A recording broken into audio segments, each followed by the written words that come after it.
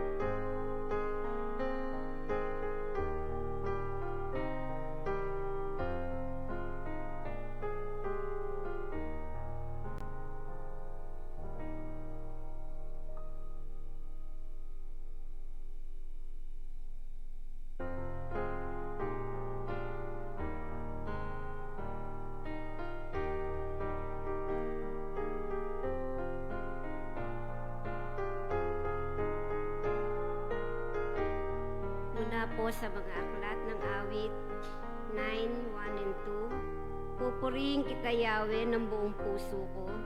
Mga kahangahangang ginawa mo'y ipahayag ko. Dahil sa iyo, ako ay aawit na may kagalakan. Pupurihin kita, O Diyos na kataas-taasan. Tayo po'y manalangin. Aman Diyos na makapangyarihan sa lahat, banal at makapangyarihan, kayo na po ang bahala, Ama, sa dakilang araw na ito. Narito po kami ngayon para magpanalanginan sa isa't isa. Gayon din po, Ama, para iparating po sa inyo aming mga hinaing, aming mga karamdaman, Ama, na alam namin na kayo pong mabisang manggagamot. Kayo na po ang bahala, Ama, sa gabing ito. Tinataas ka po namin sa gawain na ito. Ito po ang aming samad dalangin sa pangalan ng iyong mahal anak na si Jesus. Amen. Tayo po'y maupo. Awitin po natin ang Pandugot Ko Ay Si Jesus. Ako'y kanya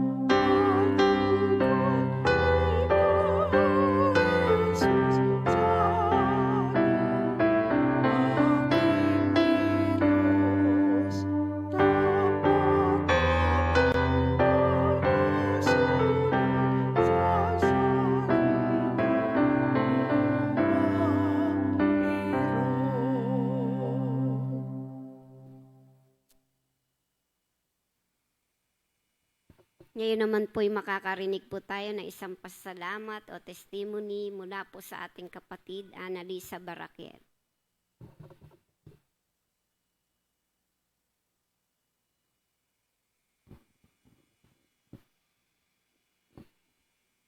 Isang mapagpalang gabi po sa ating lahat, higit po sa ating Panginoon. Ako po ay nagpupuri at nagpapasalamat sa ating Lord sa biyaya na pinagkakaloob niya po sa aming buong sambahayan, sa financial provision, sa health po ng buong sambahayan. Salamat po sa ating Panginoon. Nagpapasalamat din po ako sa mga sisters in Christ po na nung isang araw po nag-celebrate po kami nung post-Christmas and New Year celebration. And sinabay po yung January celebrant. Kasabay ko po si Nanay Inday. Thank you po sa mga kababaihan na nag-celebrate po kami. Thank you po sa Lord sa pagpapala po na nakakauwi po ako ng Bicol, nadadalaw ko po palagi ang aking mga magulang. Nagpapasalamat po ako sa pagkakataon na pinagkakaloob po ni Lord, sa privilege na dadalaw ko po nadadalaw ko po sila. Thank you po sa Lord na nawa po palagi pa rin pong palakasin yung pangangatawan ng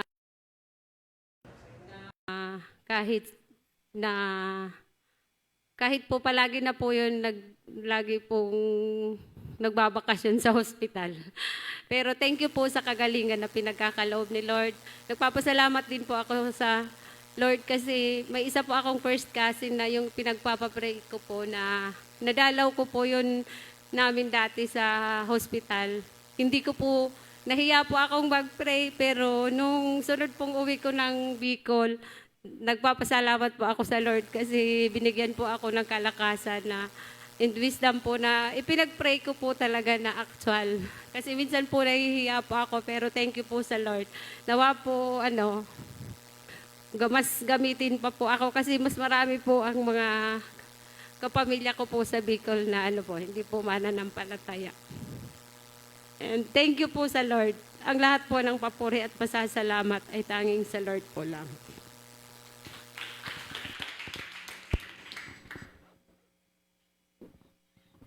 Sa magandang gabi po, tayo po'y umawit at magpuri sa ating Panginoon. Handa na po ba tayo umawit at magpuri sa ating Panginoon? Amen po ba?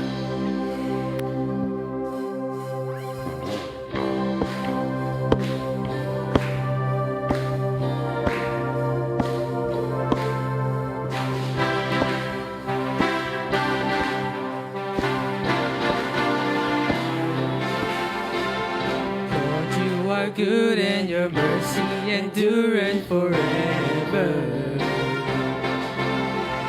Lord, you are good and your mercy endureth forever.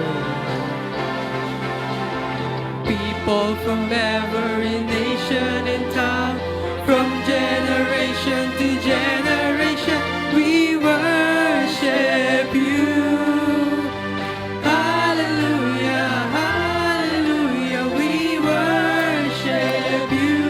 For who you are, we worship you. Hallelujah, hallelujah, we worship you. For who you are good.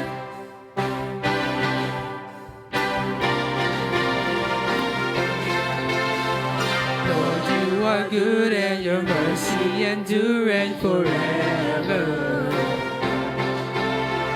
Lord, you are good and your mercy endureth forever. People from every nation and tongue, from generation to generation, we worship you. Hallelujah, hallelujah, we worship you for who you are.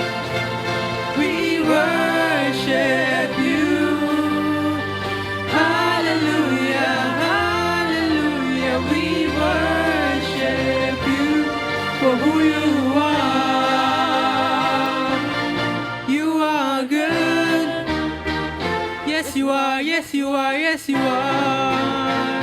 So good, so good.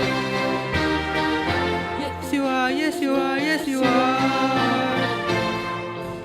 You are good all the time, all the time.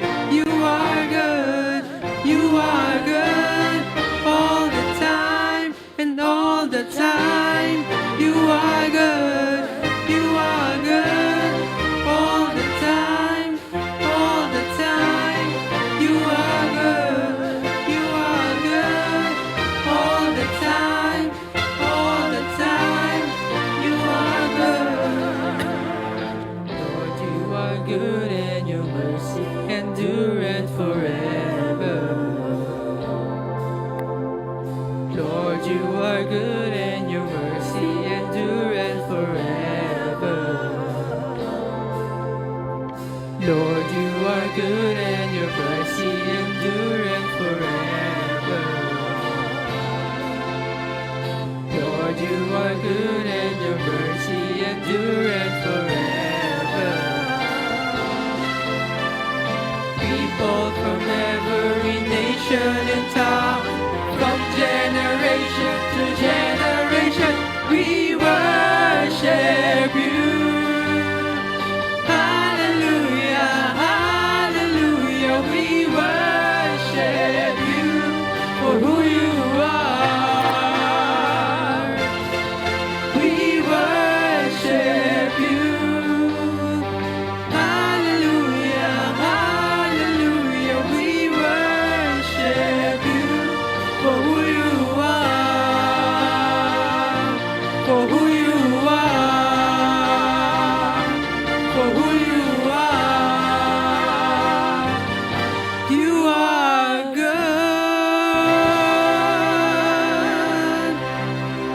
Patuloy po tayo umabot sa ating Panginoon. Dalhin po natin ang presensya ng Panginoon sa gabing ito. Ang song po na ay Heart of Worship.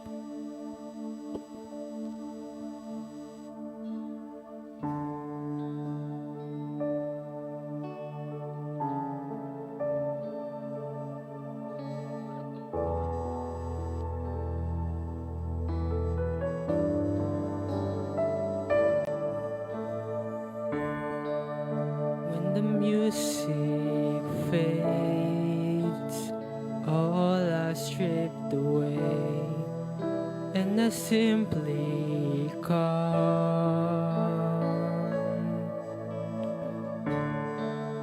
longing just to bring something that's of worth that will bless your heart. I'll bring you more than a song, for a song in itself, it's not what you have required. You search much deeper within, to the way things have been. You're looking into my heart. I'm coming back to the heart of worship, and it's all about you. It's all about you, Jesus. I'm sorry, Lord, for the thing I've made it, when it's all about you. It's all about you, Jesus.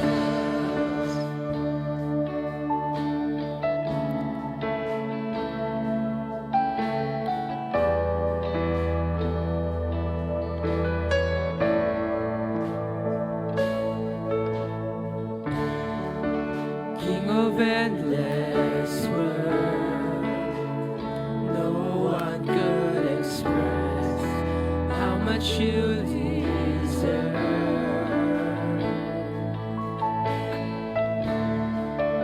Though I'm weak and poor, all I have is yours. Every single breath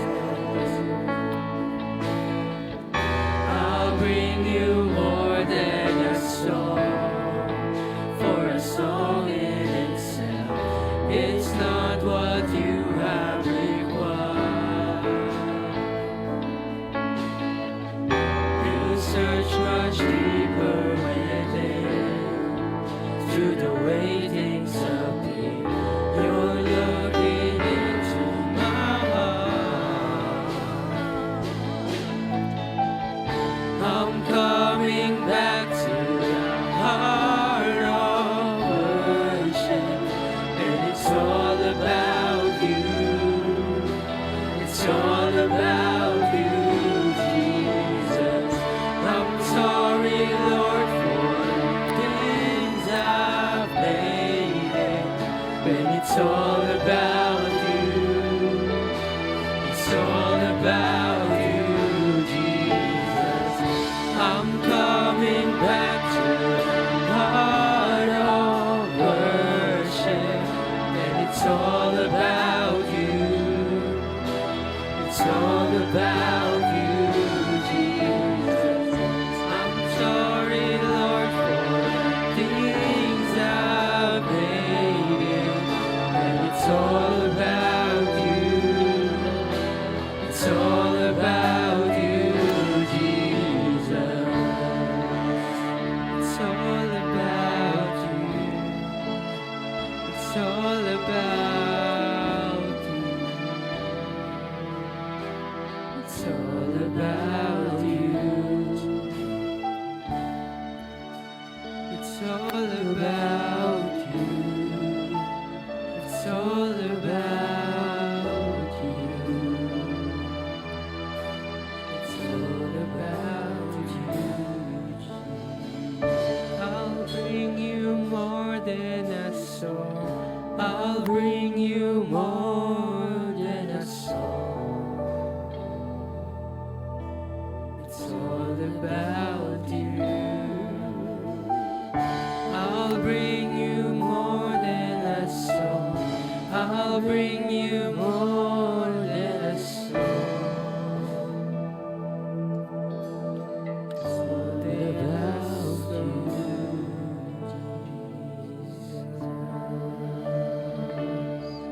Palakpakan po natin ang Panginoon. Sa Diyos po ang pinakamataas na papuri at pagsamba.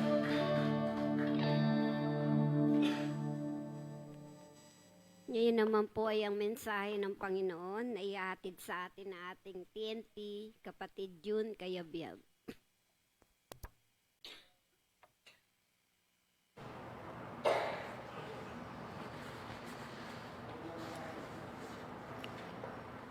Isang mapagpalang gabi po sa ating lahat.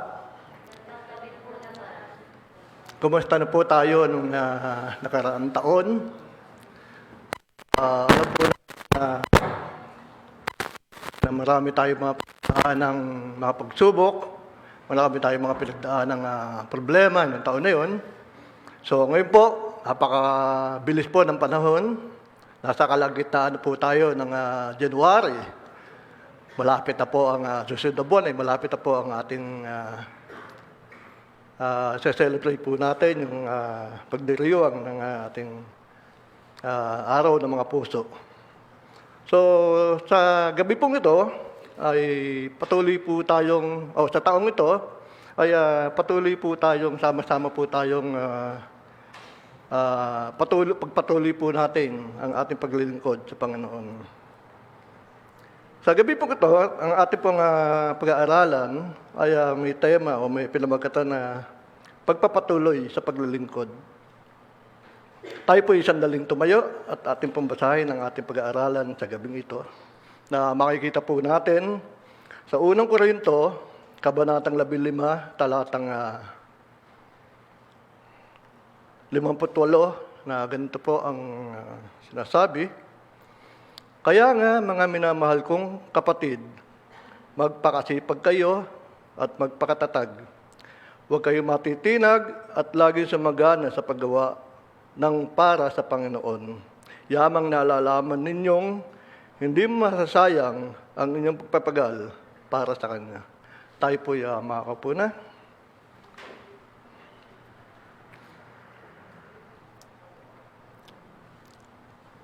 Alam po natin na hindi po talaga madali ang mga paglilingkod sa ating Panginoon. Kadalasan po ay napakaraming mga pagsubok, napakaraming mga trials dumadahan sa ating buhay. Nandiyan po ang kawalan ng ating lakas. May mga pagkakataon po na parang walang nakakapansin sa ating mga ginagawang para sa Panginoon. Ngunit pinapaalala po dito ni Apostol Pablo sa mga taga-Korinto at maging sa atin na din po na hindi po nasasayang ang ating pagpapagalo, ang ating paghihirap para sa Panginoon. Ang tanong po sa atin ngayong gabi, paano tayo magpapatuloy sa paglilingkod kahit mahirap? Sa gabi pong ito, ating pong tatalakayin ang 3 punto na mula po sa ating mabilasang talata sa gabi pong ito. Ang una po, ang sinasabi po dyan ay magpakatatag ka o magpakatatag sa pananampalataya. Tingnan po natin sa Hebreo 12, talatang 2, ang sabi po dito, ituon natin ang ating paningin kay Jesus na siyang pinagmumulan at nagpapasakdal ng ating pananampalataya. Dahil sa kagalarang naghihintay sa Kanya, tiniis niya ang krus at hindi inalintana ang kahihiyan. At ngayon, nakaupo na siya sa kanan ng trono ng Diyos. So sinasabi po dito na ituon po natin ang ating paningin kay Jesus na siyang ating pinagmumulan ng kalakasan ng ating pananampalataya. Kung titingin lang po tayo dito sa ating paligid po, kung titingin lang po tayo dito, makikita po natin ang mga dahilan para sumuko. Nandiyan po yung mga problema, nandiyan po yung mga kainaan, lalo-lalo na po, nandiyan yung mga tukso na hindi po natin maiwasan. Kahit saan man tayo pumunta, kahit man saan tayo dumako, ay lagi nakaakibat yung tukso sa ating kapaligiran. Ngunit tandaan po natin ang sinabi sa Biblia, sabi po na sa ating binasang talata, na ituon po natin ang ating paningin kay Jesus, na siyang ating lakas at huwaran. Si Jesus mismo ay nagpatuloy sa paglilingkod hanggang sa kamatayan. Tinis niya po yung hirap doon sa pagpasa ng krus, tinis po niya yung init ng araw, yung hagupit, hanggang sa siya ay naipako sa krus at hanggang siya ay namatay. Dahil nakatingin po siya sa kagalakan naghihintay. Ano po yung kagalakan na naghihintay? Yung kaligtasan ng sanlibutan. Doon po siya nakapokus, doon po siya nakatingin. Tulad po niya, nagpatuloy tayo. Tayo ay magpatuloy daw sa pagpapalagana po sa paghayo dahil hindi daw po madali na humayo. Alam naman po natin na talagang napakahirap na mag-share ng banal na salita, lalo na po kung sa ibang lugar ka maghahayo at magbibigay ng salita ng Panginoon.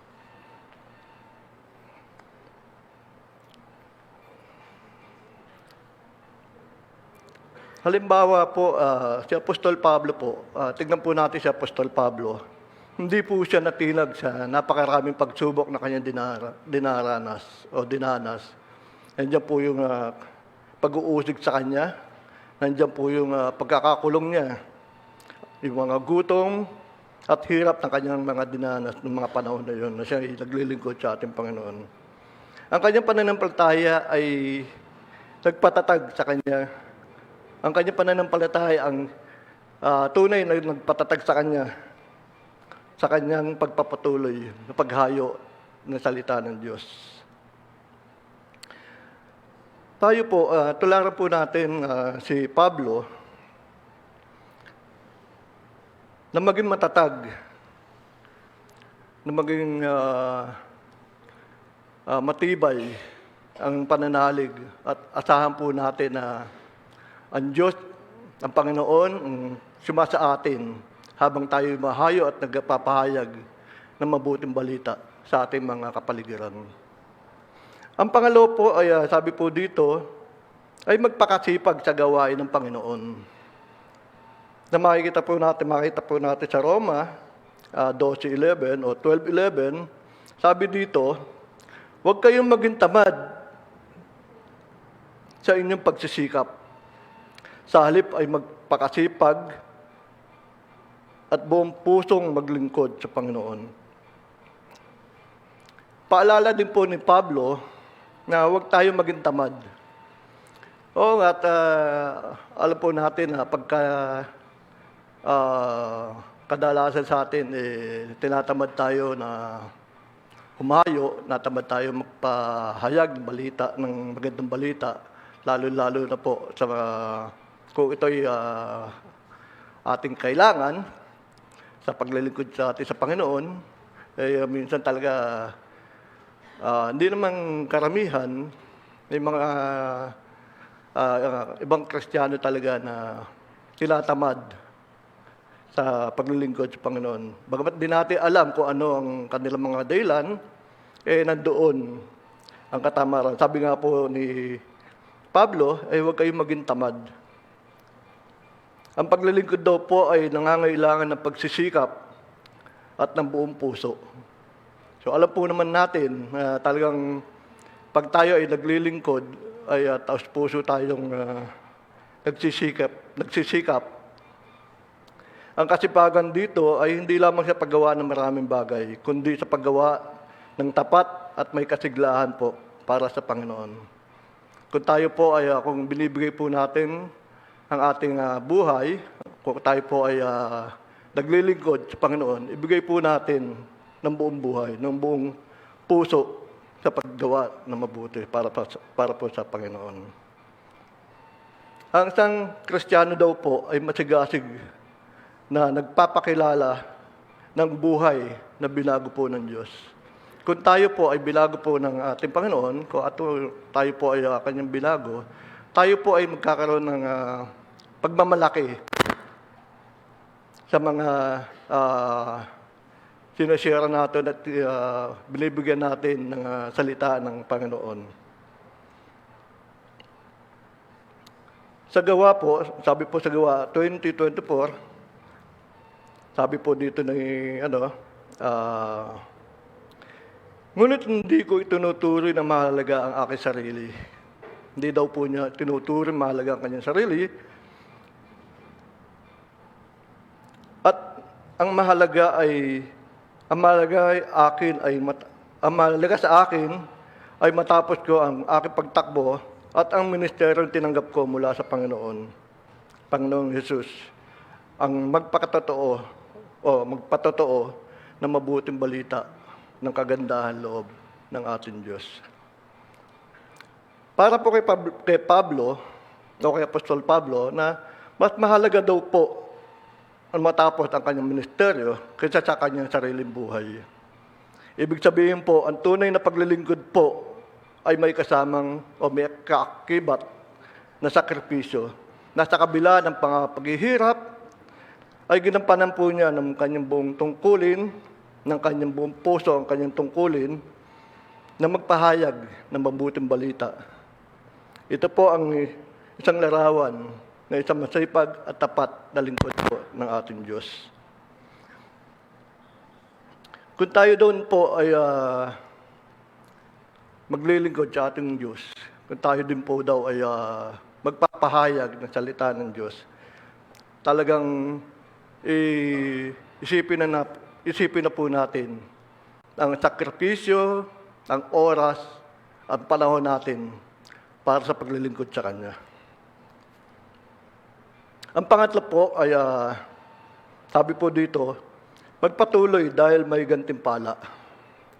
Sabi po sa Galatia 6:9, huwag tayo magsawa sa paggawa ng mabuti, sapagkat kung hindi tayo susuko, tayo iaani sa takdang panahon. Tama po na talagang madali tayong mapagod sa paggawa ng mabuti, lalo na kapag ginagawa po natin ay walang nakakakita o walang nakakikitang bunga. Kumbaga, hindi po napapansin yung mga ginagawa nating pagpapagal ng ibang tao. Ngunit ang pangako po ng ating Diyos, kung magpapatuloy po tayo at hindi po natin ito susukuan, ay darating po ang panahon na tayo ay aani, na tayo ay magbubunga. Ang gantimpala po ay hindi po natin dito makikita sa lupa. Hindi po natin dito lahat makikita sa lupa. Ngunit isang bagay lang po ang binigay po sa atin ng Diyos.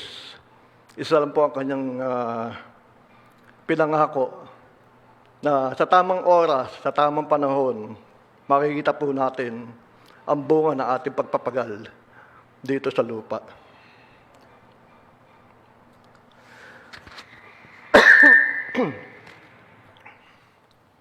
Sabi din po, ito ang isang pinakamagandang gantimpala po ng lingkod ng Diyos na marinig mula sa ating Panginoon na mga katagang magaling, tapat, at mabuting alipin. Kung tayo po ay darating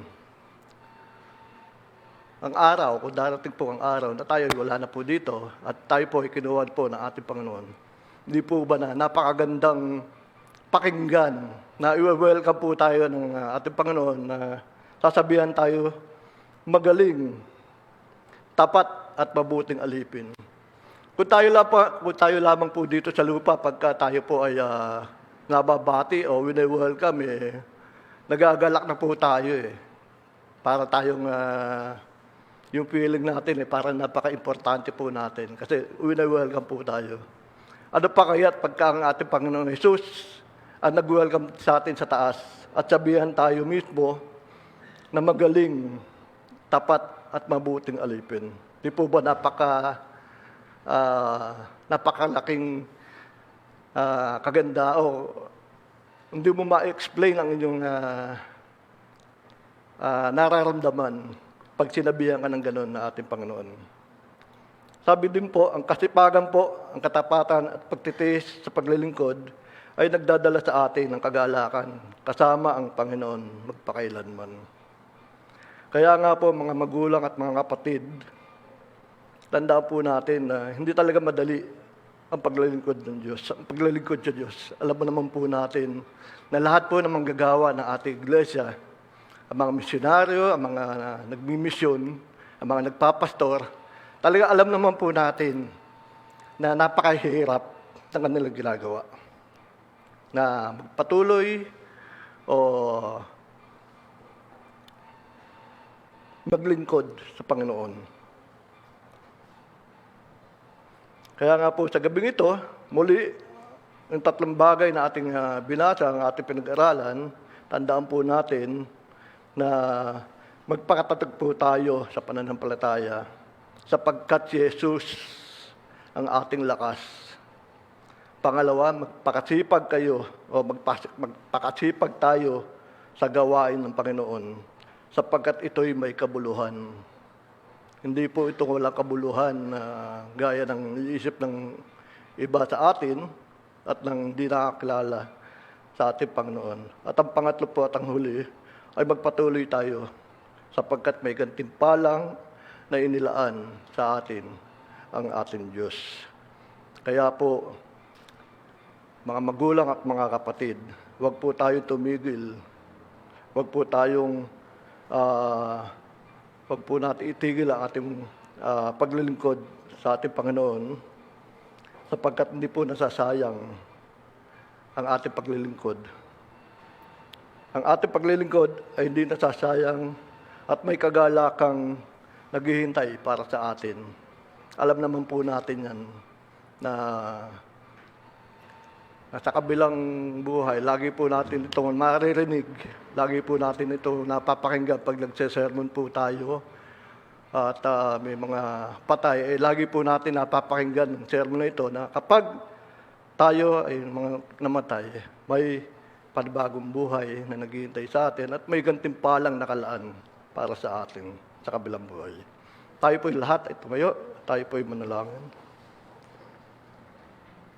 O dakilang Diyos, salamat po Panginoon sa paalala ng iyong salita sa gabing ito.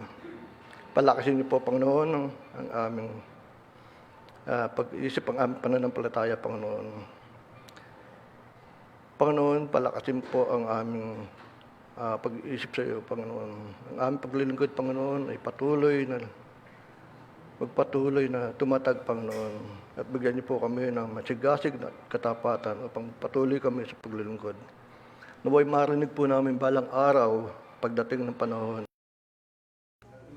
ay magsasabi sa aming magaling, tapat, at mabuting alipin. Sapagkat ito ang nararapat para sa iyong mga anak, Panginoon. May naglilingkod at nagpapagal para sa pananampalataya sa iyo, paggawa ng buti, Panginoon. Maraming po salamat, Panginoon, sa pangalan ni Jesus. Amen.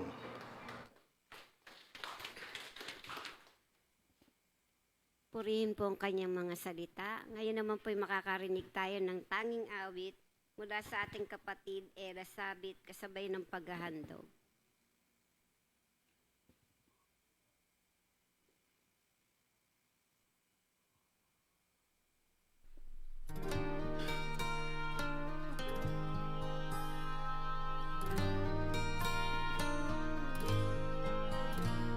My heart is so proud, my eyes are so unfocused.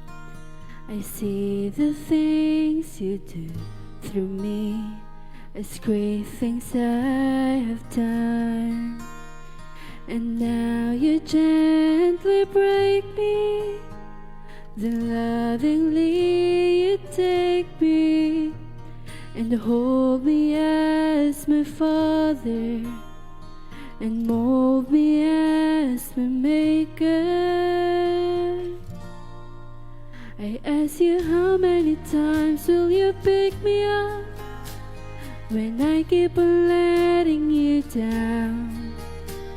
And each time I will fall short of your glory, how far will forgiveness abound? And you answer, my child, I love you. And as long as you're seeking my face, you walk in the power of my daily sufficient grace.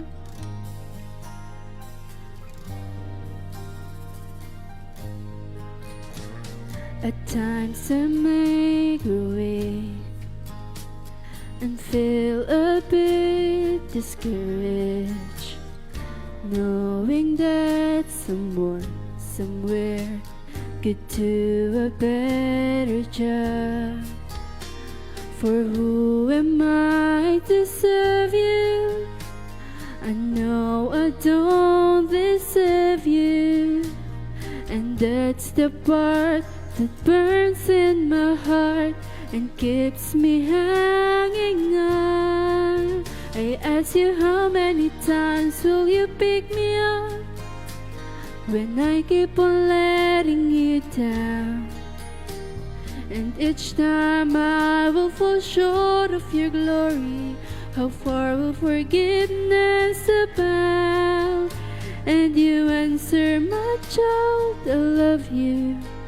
And as long as you're seeking my face, you walk in the power of my daily sufficient grace. You are so patient with me, Lord.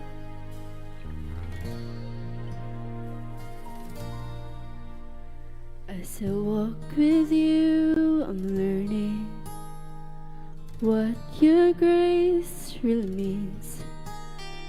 The price that I could never pay was paid at Calvary.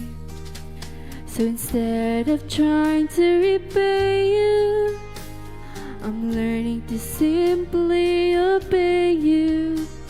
And that's the part that burns in my heart and keeps me hanging on. I ask you, how many times will you pick me up when I keep on letting you down? And each time I will fall short of your glory, How far will forgiveness abound? And you answer, my child, I love you. And as long as you're seeking my face, you'll walk in the power of my daily sufficient grace.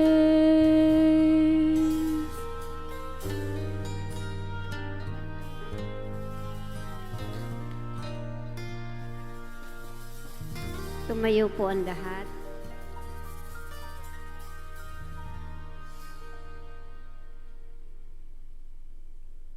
Manatili po tayo sa pagkakatayo. Ang mga nasa tahanan ay sumabay po sa pananalangin. Ang mga ipapanalangin po ay makikita natin sa ating live stream. Mula po sa prayer group 1, ang mga kababaihan po. Sa prayer group 2, yung kabataan, mula dito kay Niel hanggang kay Rose Ann. Prayer group 3, mula kay Miko, kay Noah. At yung prayer group 4 po ay para sa kalalakihan at sa technical. Sige po, sama-sama na po tayo sa ating grupo.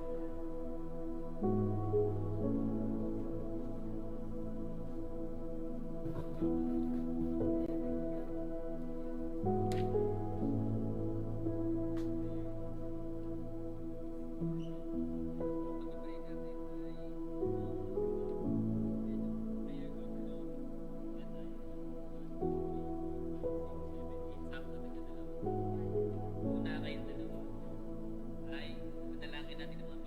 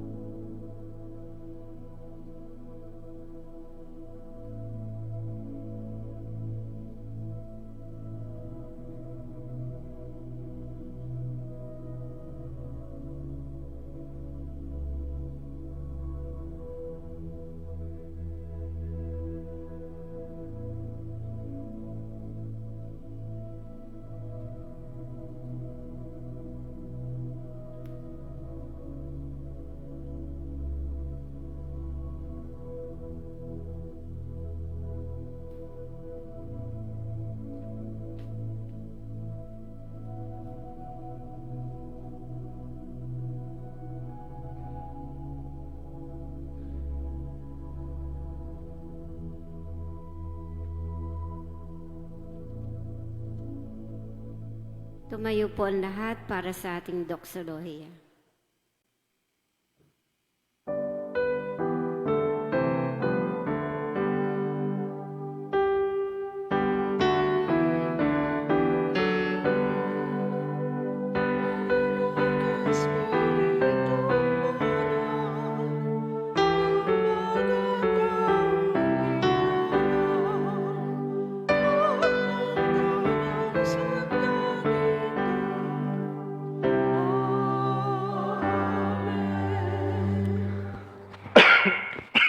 Tayo po'y manalangin. O Diyos, sa mga Panginoon sa lahat, salamat po Panginoon sa gabing ito na muli kami nakasama-sama Panginoon at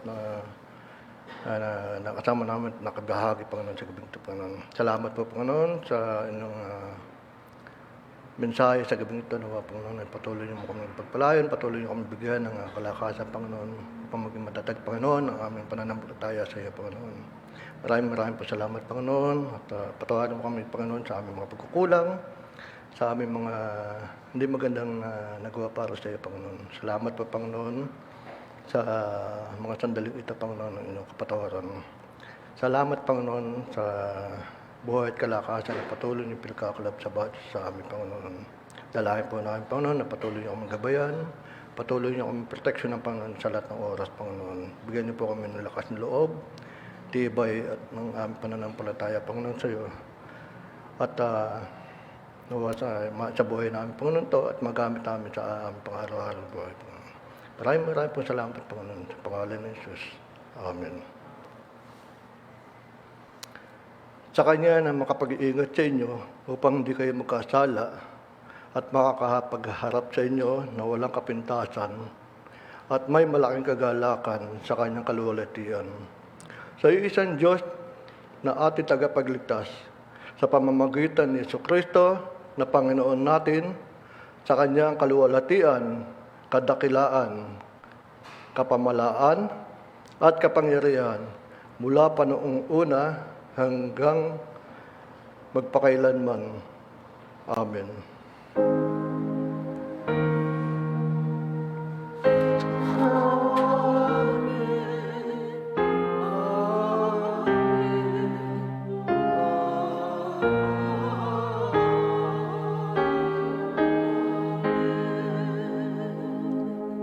Magandang gabi po sa ating lahat.